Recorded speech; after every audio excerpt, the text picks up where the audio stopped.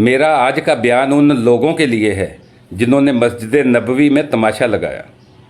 اللہ تعالیٰ فرماتا ہے، اے ایمان والو، جب تم میرے نبی کے پاس آؤ، میرے نبی کے در پر آؤ، تو تمہاری آواز میرے نبی کی آواز سے اونچی نہیں ہونی چاہیے۔ اگر تمہاری آواز میرے نبی کی آواز سے اونچی ہو گئی تو میں تمہارے سارے عمل ضائع کر دوں گا اور تمہیں خبر بھی نہیں ہوگی۔ یہ کتنی سخت مار ہے کہ اگر تمہارا لہجہ اور تمہاری آواز نبی صلی اللہ علیہ وآلہ وسلم کی آواز سے اونچی ہو گئی تو تمہارے اعمال ختم ہو جائیں گے، تمہارا نامہ اعمال زیرو ہو جائے گا اور تمہیں پتہ بھی نہیں چلے گا۔ بندہ سمجھتا ہے کہ اکاؤنٹ بھرا پڑا ہے، لیکن وہ لٹ گیا ہے اگر اس کا لہجہ اونچا ہو گیا تو۔ حضرت امام مالک نے 40 سال روضہ انور کے پاس بیٹھ کر حدیث کی تعلیم دی، اور 40 سال میں کبھی ایک بار بھی ایسا وقت نہیں آیا، ایک بار بھی ایسا نہیں ہوا کہ حدیث پاک کی کتاب کے ورق پلٹنے کی آواز بھی وہاں پر آئی ہو۔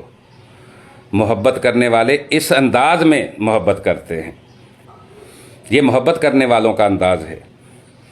ایک بار مسجد نبوی میں 2 بندے آپس میں بیٹھ کر باتیں کر رہے تھے، ان کی آواز اونچی تھی، تو حضرت عمر رضی اللہ تعالی عنہ نے ان کو اپنے پاس بلوایا اور ان سے پوچھا کہ تم کہاں سے آئے ہو؟ تو انہوں نے کہا ہم طائف سے آئے ہیں۔ تو حضرت عمر رضی اللہ تعالی عنہ نے فرمایا اگر تم اہل مدینہ ہوتے تو میں تمہیں سزا دیتا، تمہیں پتہ نہیں کہ تم کہاں پر بیٹھے ہو؟ یہ مسجد نبوی ہے، ہمارے محبوب کا در ہے، تمہیں پتہ نہیں ہے کہ تم کہاں پر بیٹھے ہو اور اونچی آواز میں بات کر رہے ہو؟ حضرت عمر رضی اللہ تعالیٰ عنہ نے فرمایا اگر تم اہل مدینہ ہوتے تو میں تمہیں سزا دیتا۔